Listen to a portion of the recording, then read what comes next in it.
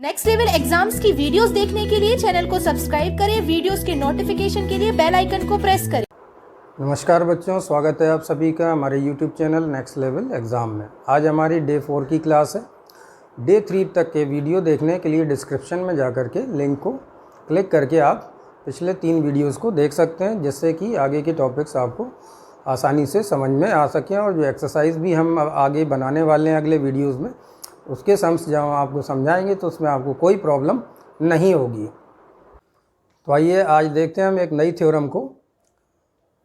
ये डायग्राम बनाया हुआ है जिसमें ए बी एक आर्च है, चाप है। तो आप देखेंगे कि इसमें इस आर्च के द्वारा हमारे 3 एंगल बनाए जा रहे हैं। ध्यान दें, ए बी से ई पर एक एंगल बनाया गया, ए बी से डी पर एक एंगल बनाया गया, ए बी से सी पर एक एंगल बनाया गया। तो ये थ्योरम इसी पर है कि एक आर्च के द्वारा एक ही सेगमेंट में जितने भी कोण बनाए जाएंगे वो सभी आपस में बराबर होंगे। चलिए थ्योरम देखें। एक चाप के द्वारा एक ही खंड में बनाए गए सभी कोण आपस में बराबर होते हैं। जितने भी कोण बनेंगे वो आपस में बराबर होंगे। Inscribed angles subtended by the same arch are equal. एक ही आर्च जो होगी वो जितने भी एंगल बनाएगी एक ही सेगमेंट में, वो सभी एंगल आपस में बराबर होंगे। तो इसमें हमने 3 एंगल दिखाए हुए हैं, तो तीनों को देखें। ए ई बी ये जो एंगल है हमने इसमें मेंशन किया हुआ है कि इसकी वैल्यू कितनी है, x डिग्री। तो इसी तरह से ए डी बी ये भी x डिग्री का होगा। तीसरा एंगल ए सी बी वो भी x डिग्री का होगा। तो इसको हमने इस तरह से शो कराया है कि तीनों एंगल आपस में बराबर हैं और तीनों की जो वैल्यू है वो कितने डिग्री की होगी, x डिग्री की। अब यहाँ कोई हम न्यूमरिक वैल्यू ले लें कि अगर ये जो x है, x डिग्री है, अगर इसकी जगह हम 30 डिग्री रख देते हैं और ये 30 डिग्री इस आर्च के द्वारा बनाया गया है, तो बाकी के जो एंगल्स हैं वो भी इसी आर्च के द्वारा बनाए जा रहे हैं। तो इनकी जो वैल्यू होगी, अगर ये 30 है तो ये भी अंडरस्टूड है कि ये भी 30 होगा और ये भी 30 होगा, क्योंकि ये थ्योरम कहती है और थ्योरम ऑलरेडी प्रूव्ड है। अब इसी पर बेस्ड एक सवाल हम देखते हैं। छोटा सा सवाल बनाया हुआ है, डायग्राम है आपके सामने। अब आप देखें 45 डिग्री का एक एंगल हमको दिखाई दे रहा है जो कि इस आर्च के द्वारा बन रहा है। ए बी एक आर्च है, तो ये आर्च ने आप देखें डी पर एक एंगल बनाया हुआ है जिसकी वैल्यू हमें सवाल में दे रखी है, angle A D B 45 degree. बहुत छोटा सवाल है और हमें पता लगाना है एंगल ए सी बी। तो ए सी बी को देखें, ए और बी के द्वारा ये एंगल बनाया जा रहा है सी पॉइंट पर। इसकी वैल्यू आपको पता लगानी है ये कितना। तो इसके लिए थ्योरम हम पढ़ चुके हैं कि same arch inscribed angles subtended by the same arch are equal.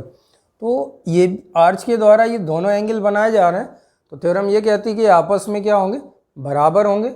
देखिए इसको लिखते हैं, ए सी बी किसके बराबर होगी, ये एंगल इस एंगल के बराबर होगा। तो लिख देते हैं angle A D B. A D B की वैल्यू हमें सवाल में बताई गई है, तो हमारा जो आंसर होगा वो कितना होगा, angle A C B 45 degree. Next अगला क्वेश्चन देखते हैं। हाँ, इसका लेवल थोड़ा सा हमने बढ़ा दिया, इसको देखें। ए बी सी डी एक साइक्लिक क्वाड्रिलेटरल है जिसमें ये 3 वैल्यू हमको दे रखी हैं। कौन कौन सी हैं, angle A B C 90 degree है, इसको हमने इधर 90 डिग्री ये शो करा रहा है। अगला ए सी बी ये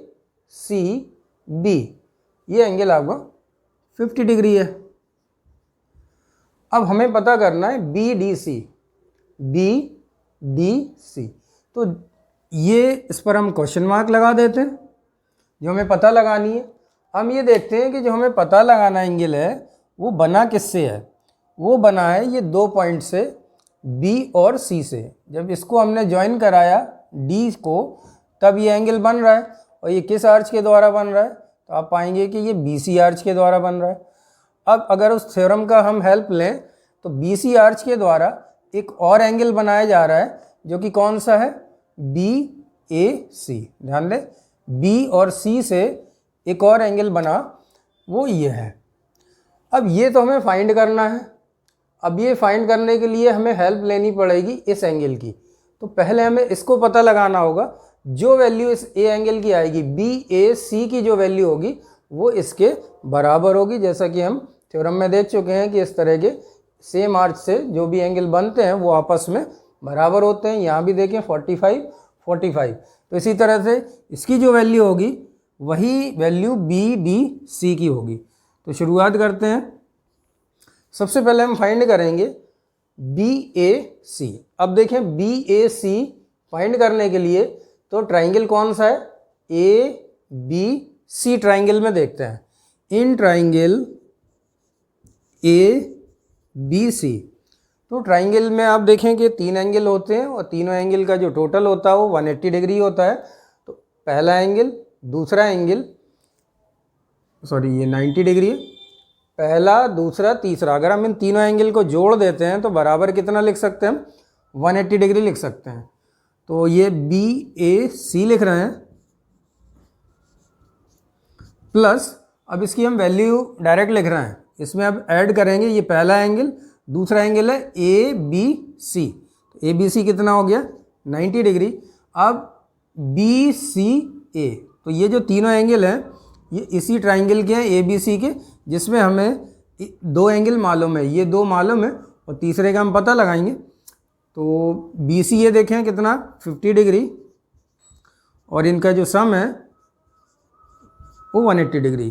तो ये सभी को मालूम होता है कि ट्राइंगल के तीनों एंगल का जो जोड़ होता है वो 180 डिग्री होता है। Sum of all the angles of a triangle is always 180 degree और 2 राइट ट्राइंगल। चलिए इसको ऐड करते हैं। एंगल BAC और ये वैल्यू बनेगी 140 इक्वल्स टू 180। इसको घटा लेते हैं, सब्ट्रैक्ट करें। एंगल BAC ये 180 माइनस 140 आ गया 40 डिग्री। तो देखें BAC ये सवाल में नहीं दिया हुआ था, हमें इसको पता लगाना पड़ा। अब हम इसको क्वेश्चन मार्क लगा के ये वैल्यू लिख देते हैं कि हमने इसको पता लगाया है, सवाल में नहीं दिया है।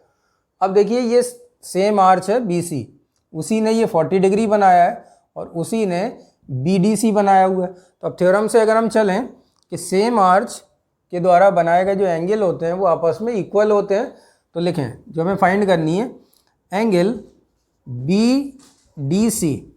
BDC एंगल जो बराबर होगा वो BAC, ये दोनों एंगल आपस में बराबर होंगे थ्योरम के कारण। एंगल BAC, अब ध्यान दें BAC हम ऑलरेडी फाइंड कर चुके हैं ये, तो ये वैल्यू आपको इधर सब्स्टिट्यूट कर देनी है 40 डिग्री। तो एंगल BDC बराबर 40 डिग्री, तो ये हमारा आंसर हो गया। और एक बार और रिवाइज कर दें, एक ही चाप के द्वारा, सेम आर्च के द्वारा जितने भी एंगल बनाए जाएंगे वो सभी एंगल आपस में बराबर होंगे। देखें तीनों की वैल्यू x डिग्री जैसे ले रखी है। अगर हम मान लीजिए पहले की वैल्यू y डिग्री कर देते हैं तो ये सभी कितने के हो जाएंगे, y डिग्री के हो जाएंगे। अगर हम इसको 40 लिख देते हैं तो ये सभी 40 डिग्री के हो जाएंगे। इसको रिवाइज करें, हमें एक एंगल दिया हुआ था जो कि AB आर्च से बना है और AB आर्च से ये C पॉइंट पर भी एंगल बना है और सेम आर्च होने के कारण ये दोनों एंगल आपस में बराबर हैं। नेक्स्ट हमने आपको बताया कि इसमें सेम आर्च से ये 2 एंगल बनाए जा रहे हैं, एक D पॉइंट पर ये बन रहा है और इसी तरह A पॉइंट पर ये बन रहा है। ये दोनों आपस में बराबर होंगे, लेकिन हमें इन दोनों में से किसी की वैल्यू नहीं मालूम है। तो ये पता लगाने के लिए आपको इस एंगल की वैल्यू मालूम होना चाहिए। हमने ये ट्राइंगल लिया ABC और ABC में हमने तीनों एंगल का टोटल किया जो कि बराबर होता है 180 डिग्री। और इसको सॉल्व करने के बाद ये जो BAC एंगल है ये 40 डिग्री आएगा। सेम आर्च होने के कारण BDC भी कितना हो जाएगा, ये 40 डिग्री, और ये हमारा आंसर होगा। ये देखते हैं हम अगली थ्योरम को। समान जीवाओं द्वारा केंद्र पर बनाए गए कोण आपस में बराबर होते हैं। समान जीवा, जैसा कि हम जानते हैं कि जीवा क्या होता है, 2 पॉइंट को जोड़ा, AB जीवा हो गई, ये 2 पॉइंट है, इनको जोड़ा तो CD जीवा हो जाएगी। बोल रहे समान जीवा, हमने इसका जो लेंथ है, जीवा की लंबाई है, वो L यूनिट हमने आपको समझने के लिए मान रखी है। समान जीवा के द्वारा केंद्र पर बनाए गए कोण, ध्यान दें ये जो जीवा है ये केंद्र पर x डिग्री का कोण बना रही है।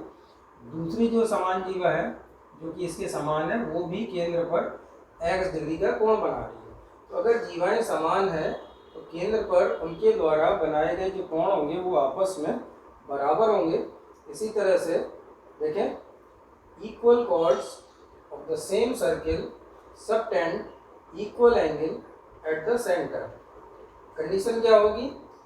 अगर जीवाएं समान है, ए बी बराबर है सी डी, ये कंडीशन है क्योंकि हमें डायग्राम में दिख जाएगा और बताया जाएगा। तो फिर क्या होगा?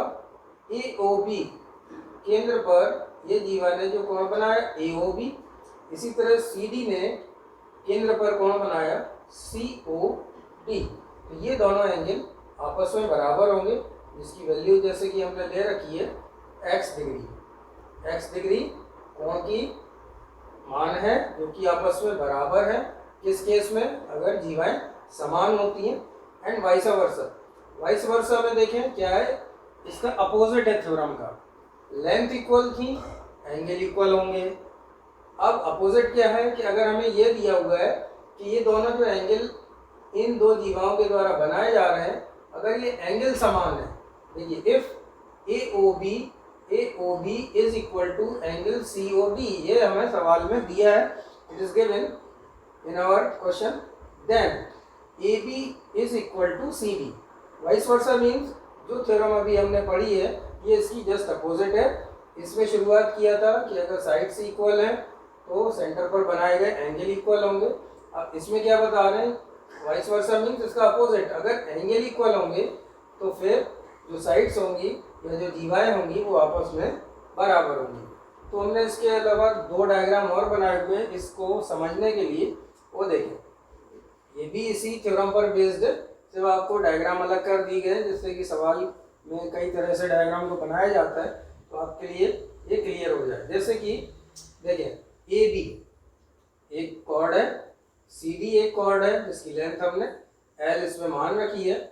अब ध्यान दें, ओ से लेके ए तक, ओ से बी, ओ सी, ओ डी, तो आप समझ जाएंगे कि ये सेंटर से सर्कमफ्रेंस तक का जो डिस्टेंस होता है वो रेडियस कहलाता है। तो रेडियस क्या होगी? एक ही सर्किल की आपस में क्या होगी? बराबर होंगी। तो इसमें हम आपको एक और पॉइंट बताने जा रहे हैं कि अगर ये त्रिभुज दिखाई दे रहा है आपको A O B C O D, तो रेडियस अगर इक्वल हो रही है तो इस त्रिभुज की ये जो दो साइड बराबर होंगी तो वो त्रिभुज कैसा कहलाएगा? आप बोलेंगे समद्विबाहु।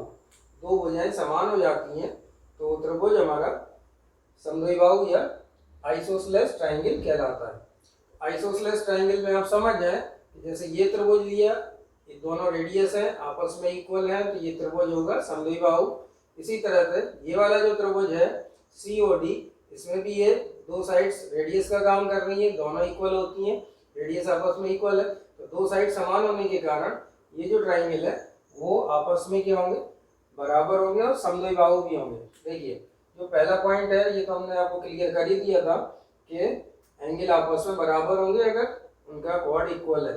नेक्स्ट, समद्विबाहु त्रिभुज बनाते हैं, जो इक्वल कॉर्ड होती हैं तो उनके द्वारा सेंटर सहित जो भी ट्रायंगल बनते हैं ये दोनों ट्रायंगल आपस में क्या होंगे? आइसोसेलेस या समद्विबाहु होंगे। हम देखते हैं एक और डायग्राम को। ये डायग्राम इस तरह से भी बनाया जा सकता है। ए बी एक कॉर्ड है जिसकी लेंथ एल है, इसी तरह सी डी एक और कॉर्ड है जिसकी लेंथ एल है। अब ध्यान दें, ए बी ने सेंटर पर ये एंगल बनाया पूरा, ध्यान दें ये इधर से इधर तक। इसी तरह से जो सी डी होगा वो भी सेंटर पर एंगल बनाएगा। कौन सा एंगल होगा? सी ओ डी, जिसको हमने इधर से बताया हुआ है इधर तक। ये आपस में क्या होंगे? बराबर होंगे।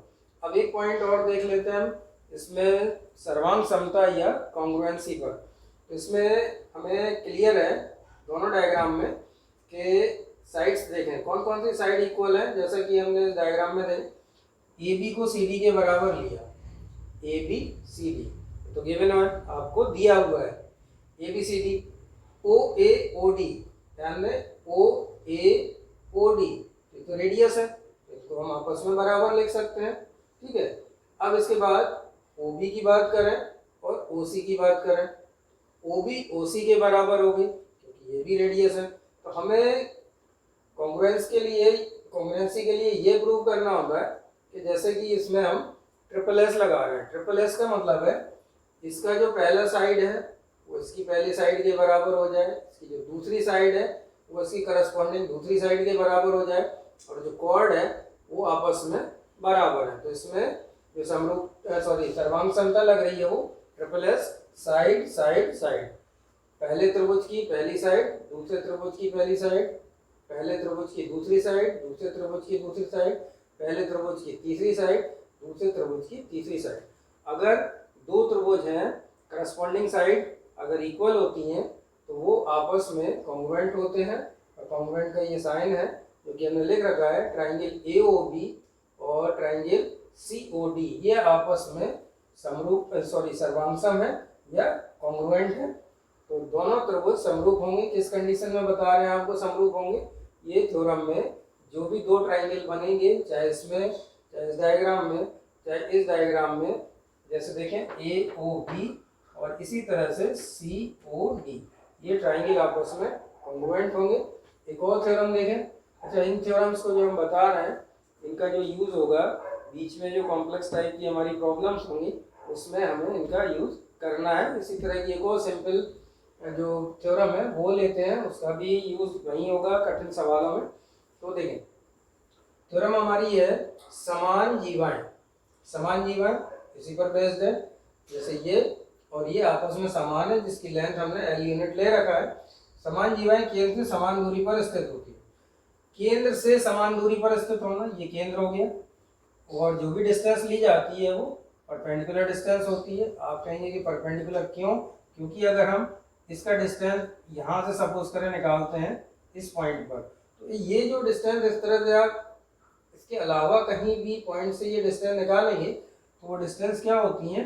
डिफर करती हैं, अलग अलग होती हैं। और जो परपेंडिकुलर डिस्टेंस होता है वो डिफर नहीं करेगा। ठीक है, तो वो आपस में इसका परपेंडिकुलर डिस्टेंस बराबर होगा। तो फिर से समझे, अगर ये जीवाएं, अगर ये कॉर्ड्स इक्वल हैं तो सेंटर से जो इनका डिस्टेंस होगा वो आपस में बराबर होगा। Equal chord of a circle are equidistant from the centre और वाइस वर्सा। वाइस वर्सा का मीनिंग अभी हम बता रहे हैं, पहले थ्योरम देख लें। कंडीशन क्या है? इफ AB और CD आपस में बराबर हैं जिसकी लेंथ हमने L यूनिट मान रखी है, देन, तो ये इतना सा हिस्सा है थ्योरम का कि अगर ये बराबर है देन, तो जो इसका परपेंडिकुलर होंगे या जो इसकी डिस्टेंस होगी सेंटर से OM और ON, ये डिस्टेंस परपेंडिकुलर डिस्टेंस होती है और आपस में वो इक्वल होगी।